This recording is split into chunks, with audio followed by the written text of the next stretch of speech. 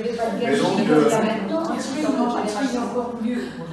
alors maintenant, est-ce que vous savez ce qu'on peut donner au relais? Vous avez dû tous avoir un petit flyer. J'avais distribué des flyers à message. Est-ce que vous savez ce qu'on peut donner au relais? Nous, on a rendu ma carte d'identité. Ah oui, parce que vous faites partie de ces gens qui ont tombé la carte dans les compteurs. Des chaussures. Elle m'a envoyé ma carte d'identité. Elle avait fait 2 mois. Non, parce que vous savez, toutes les semaines, on a une fille, allô, c'est le relais, oui, bah, bonjour, je suis madame machin. Ah ben, j'ai mis ma veste avec les clés de ma voiture dans le compteur.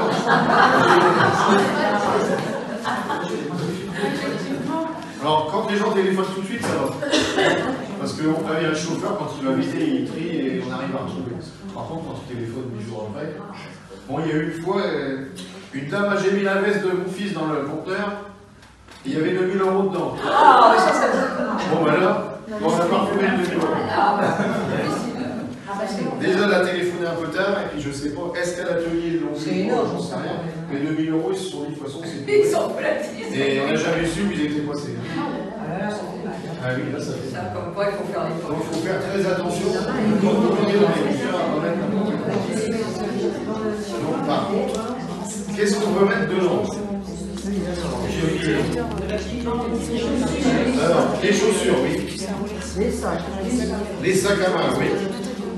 Des couverts, enfin, tout ce qu'on met dessus, quoi, les vêtements. Les vêtements, oui. Qu'est-ce qu'on peut mettre dedans? Ah oui, oui, dans les couvertures, tout ça c'est de l'âge de maison. Après, on peut mettre en fait tout ce qui est petite maroquinerie, les casquettes, donc vous avez dit les sacs à main, mais il y a les casquettes, les ceintures, les chaussures, oui. Les petites peluches éventuellement. Faut mettre ça dans des sacs à part.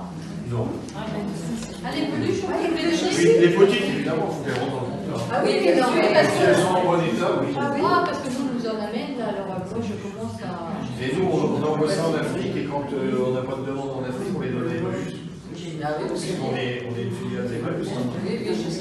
Donc, et du reste, eh ben, on est arrivé, alors, avant, je vais terminer sur ce qu'on peut mettre et ne pas mettre.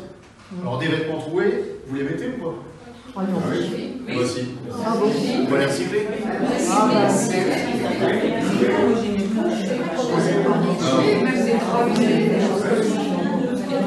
Les vêtements mouillés, vous les mettez ou pas? Les quoi? Les vêtements mouillés. Ah, on les sèche. Non. Les vêtements mouillés, non. Pourquoi? Parce que ça va vous polluer tout le compteur. Ah bah oui, ça va moisir. Oui. Donc ça, on ne prend pas. Et les vêtements qui sont vraiment très sales, du style le truc qui a trempé dans un bain d'huile ou de la peinture. Donc ça, on n'arrivera pas à les. Donc là, de toute façon, ça finira à la poubelle. Donc autant qu'on le fait. Ça risque de polluer le reste. Mais à part ça, on prend tout, parce que ce qu'on ne va pas réutiliser en tant que vêtement, C'est comme chez Jiffy, on prend tout. Voilà. Alors maintenant, je vais vous parler de la structure juridique du relais. Le relais, c'est une union de scope. Donc, en fait, les salariés sont actionnaires de l'entreprise. Alors au départ, ça a été créé par Emmaüs, parce que il y avait premièrement du chômage dans le Pas-de-Calais, avec la fermeture des mines à l'époque de la création du relais il y a 34 ans. Et il y avait des jeunes aussi qui venaient, alors il y avait trop de chômeurs, donc les chômeurs à l'époque il n'y avait pas de RS, ils arrivaient chez Emmaüs. Et puis les jeunes, ils venaient passer l'hiver à la communauté Emmaüs, puis l'été ça leur plaisait pas de rester en communauté, ils préféraient aller coucher dans les champs. Donc Pierre Duponchel, notre président fondateur, s'est aperçu de ça, il était administrateur chez Emmaüs, la Bussière dans le Pas-de-Calais. Il a dit qu'il faut peut-être trouver une solution pour les jeunes. Et il avait vu une association classique qui s'appelle Terre collecter les vêtements, et il a eu l'idée de lancer le relais. Pour ce faire, il fallait de l'argent. Il n'avait pas, il était ingénieur, mais il n'avait pas la somme nécessaire pour. Donc il a contacté les instances d'Emmaüs, et c'est Emmaüs qui a avancé l'argent. Et grâce à cet argent, on a lancé le relais, qu'on a remboursé après, on a remboursé Emmaüs. Mais nous sommes restés dans la filière Emmaüs, je dirais. On paye une cotisation à Emmaüs tous les ans, ce qui nous donne un siège un des sièges au conseil d'administration d'Emmaüs France. Et surtout, ce qui nous oblige à respecter une certaine éthique. Et on est resté évalué justement pour rester dans une éthique sociale. Et la nature juridique de la SCOP a fait aussi qu'on est obligé de la respecter, puisque chez nous, alors les associations, elles ont gardé leur capital, mais au bout de 5 ans, les salariés deviennent actionnaires de la société.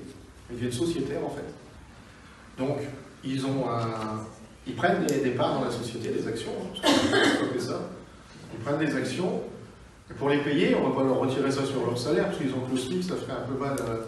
Alors, on prend ça sur les participations aux bénéfices, à raison de 50% de la participation aux bénéfices, jusqu'à temps que toutes les actions soient payées. Par contre, le jour où ils partent, ils ressortent du relais pour une raison ou pour une autre, parce qu'ils prennent leur retraite ou je ne sais quoi, on va leur rembourser leurs actions. Et donc, tant qu'ils sont salariés au relais, ils sont actionnaires, ce qui va leur donner le droit de se présenter au conseil d'administration de l'État. Et au conseil d'administration, il n'y a que des salariés. Il n'y a pas de représentants des associations, rien du tout. Ce sont des salariés du relais. Donc le PDG il est élu par le conseil d'administration et les salariés ordinaires, je dirais. Mais il est choisi au sein du CA.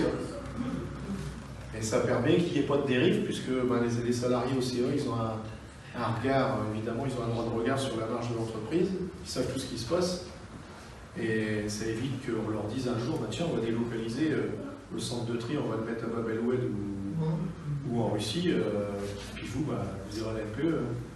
C'est pas du tout la même mentalité que dans une entreprise normale. Et il y a un autre intérêt, c'est que ça motive les gens, parce qu'ils sont responsabilisés. Et donc les anciens, ils se font un plaisir d'aider les nouveaux, et surveiller qu'ils fassent bien leur boulot. Ça crée une ambiance un peu spéciale, si vous venez visiter, parce que je vous engage vivement à venir visiter le centre de tri à Soissons, pour voir avec la mairie qui vous trouve un moyen de promotion. Je vais essayer de voir si mais ça donne une ambiance un peu spéciale. Déjà, tous les salariés s'entendent bien. Pourquoi? Parce que à Soissons, des 150 à peu près, sur les 150 personnes, vous devez en avoir 145 qui sont passés par la case d'insertion. Donc ça veut dire que celui qui arrive, je dirais, dans une situation épouvantable, il n'a pas de honte à avoir par rapport aux autres, puisque eux, ils ont vécu la même chose. Donc il y a une compréhension qui se crée, et c'est sûr que les uns envers les autres, on est beaucoup plus compréhensifs. Quand on en voit arriver, on sait ce que ça y est passé. Donc, on va avoir tendance à vouloir l'aider. Et moi-même, je suis passé par la case d'insertion. Moi, j'étais directeur d'une association d'aide aux personnes âgées, pas très loin d'ici, à Rouen. Et puis, à vos jours, le conseil départemental, enfin c'était le conseil général, la Marne à l'époque, a décidé de restructurer tout ça, parce que nous, on avait 40 aides à domicile, c'est un petit canton, on avait 40 dames qui avaient des personnes âgées, il y en avait une autre qui portait les repas, il y avait un monsieur qui faisait le petit jardinage, puis 3-4 personnes dans le bureau, on était 50 salariés. Le conseil départemental a dit ça coûte trop cher. Il faut des associations de 200-300 salariés. Donc on a fusionné 3 associations. Donc de tout, on était 3 directeurs, tous dans le même âge, 50 ans, case à NPE. À 50 ans, vous arrivez au chômage, vous êtes bon pour le recyclage. Alors là, c'est le moment de le dire, parce que je suis en et c'est comme ça que je suis arrivé au relais. Mais disons que c'est des situations qu'on comprend, puisqu'on est passé nous-mêmes. Et on sait, et des fois les gens n'ont pas besoin de parler, on lui dit ouais, tu dois ressentir ça, ça et ça. Il dit oui, exactement. Parce qu'en fin de compte, on ressent exactement les mêmes choses. Donc on arrive à les comprendre et à les aider à. Et on leur dit, t'inquiète pas, ça va être un peu dur au départ, mais tu vas voir, tu vas reprendre confiance en toi, tu verras, dans 6 mois, ta vie sera transformée. Puis effectivement, c'est reparti pour un tour. Puis après, ces gens-là, ils aident les autres. Moi, aujourd'hui, je suis très content, quand je mets 10 conteneurs, je me dis, c'est une personne qui va être embauchée. Donc de temps en temps, je vais secouer un peu la ville d'Épernay, par exemple, en disant, j'aimerais bien mettre des conteneurs là-bas. Et le jour où on les met, qu'on en met 10, je me dis, ça y est, il y en a encore un qui va sortir de la mélasse. Et en fait, notre but, il est là. C'est d'aider d'autres personnes à, même plus que le recyclage des vêtements, la vocation première du relais, c'est de sortir les gens de la misère et de les remettre dans un circuit normal.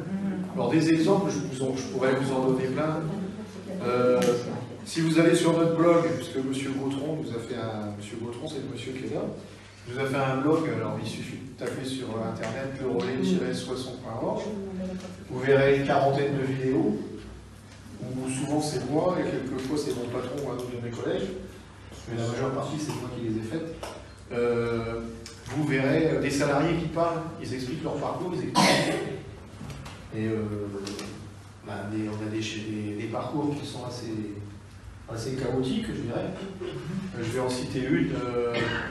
C'est une fille, cette dame, c'est une Roumaine. Elle vivait en Roumanie, très bien. Elle avait sa maison, était mariée, elle vivait très bien là-bas. Manque de peau, son fils malade, malformation cardiaque, impossible de le soigner en Roumanie. Donc, elle est venue en France pour faire opérer son fils, sinon il risquait de mourir. Enfin, c'était pas il risquait, c'était... Elle était avertie qu'à un certain âge, il serait décédé. Et quand j'ai un certain âge, c'est pas à 60 ans, hein, c'est à 20 ans. Donc, elle l'a fait opérer. Alors, en France, elle a galéré un peu, mais elle a trouvé, on n'avait pas trouvé en France, elle a trouvé à Bruxelles. Le gamin, il a été opéré, elle est revenue en France, puis elle s'apprêtait à repartir en Roumanie. Et manque de chance, au moment de repartir, elle a eu un cancer. Donc du coup, elle n'est pas repartie en Roumanie, parce que là-bas, c'est encore pareil, on ne pouvait pas la soigner. Donc elle est restée en France, mais en France, alors elle a réussi à soigner son cancer, mais elle n'a jamais trouvé de boulot, et son mari non plus. Donc ils ont terminé, couché dans une camionnette. Pendant 3 mois, ils ont couché dans la camionnette. Si vous venez au relais, je vais vous le raconter, parce que ça Et il y a quelqu'un qui a eu l'idée de l'emmener au relais. Elle est venue, et puis on l'a embauchée donc sur le chantier, le fameux chantier de chiffon, là, où ils font 20 heures par semaine. Et puis au terme des... Alors c'est renouvelable 3 fois, c'est ça, ouais, 3 fois, ça fait 24 mois au total. Au bout de 24 mois, elle était toujours là, puis on n'arrivait pas, même pas à lui trouver un stage, parce que elle avait été malade, elle parlait pas bien le français, impossible de lui trouver du boulot. Alors qu'en fait, elle faisait très bien son travail de chiffon. Et Duel, notre PDG à 60, a eu l'idée. Il l'a basculé sur le relais, il l'a embauché sur le relais. Aujourd'hui, elle est actionnaire dans le relais, parce que ça fait 5 ans qu'elle est là. Et en plus, alors on lui demande, elle trie des blousons. Alors ce qu'on appelle blousons, c'est blousons imperméables, vestes, enfin tous les vêtements de torse, et les fourrures aussi. Donc elle trie tout ça, on lui demande de trier 1,4 tonne de blousons par jour. Et elle en trie entre 1,8 tonne et 2,2 tonnes. C'est la seule que je connais qui se fait enguirlander parce qu'elle travaille de trop. Et quand mon patron lui dit quelque chose, ah oui, mais moi, Monsieur Pilois, comme elle dit, mais c'est pour vous faire plaisir que je fais ça. Le relais, vous m'avez pas laissé tomber, vous m'avez fait confiance. Puis grâce à vous, j'ai payé le permis de conduire à mon fils. Mais on la voit, elle est d'un spontané, et puis elle vous raconte ça, bon, c'est tout. Mais elle est vraiment reconnaissante. Elle peut être heureuse. Ah oui, elle est très heureuse comme ça.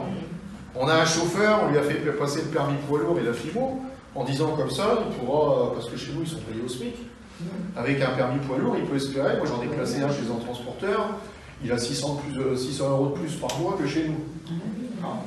L'autre, je lui ai proposé la même chose, ah bah non, c'est un laiton.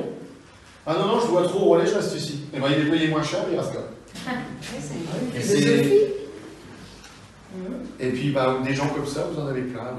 On a une fille, c'est pareil, c'est une Ivoirienne, elle était dans un foyer à Lens avec 2 enfants, pas de revenus, rien du tout. Parce qu'elle est arrivée de Côte d'Ivoire pour retrouver son mari, enfin perdre ses enfants. Puis quand il est arrivé là, quand elle est arrivée là, il l'a laissé tomber. Elle s'est retrouvée toute seule avec les gosses, donc elle était à Lens dans un foyer. Puis à Lens, il y a un magasin dingue-fringue. Et elle passait au dingue-fringue assez régulièrement, elle allait discuter avec la boutiquière. Puis la boutiquière, elle a eu l'idée d'appeler mon patron en disant, voilà, il y a une fille qui vient ici tous les jours, elle est dans une mise d'armoire, une africaine, et est-ce qu'on pourrait pas faire quelque chose pour elle? Il l'a reçue, il l'a embauchée. Aujourd'hui, elle est salariée au relais, elle est en CDI, et elle est actionnaire dans le relais aussi. En plus, maintenant, elle s'est remise en ménage avec un chauffeur, et ils vivent tous les deux, ils sont très heureux comme ça. Et des cas comme ça, je peux vous en citer à la peine, sur 140 et quelques personnes, alors qu'ils sont arrivés à l'extrême limite, il y en a au moins la moitié. Les autres étaient dans la limite, mais moins quand même. Mais enfin, et tous ces gens, ils sont contents de remener une vie normale, alors qu'à une époque, ils n'y croyaient plus. Donc le relais, c'est ça aussi, c'est rendre le sourire à des gens qui l'avaient perdu. Et ça, c'est énorme.